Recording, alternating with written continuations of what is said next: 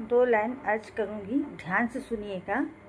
यहाँ सब कुछ बिकता है मेरे भाई, ज़रा संभल के बेचना।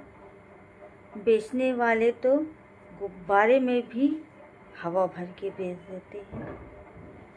सच भी बिकता है और झूठ भी बिकता है, तो संभल के। गुब्बारे में भी हवा भर के बेच देते हैं। बात सही भी है और गलत भी है, तो कमेंट्स करिएगा।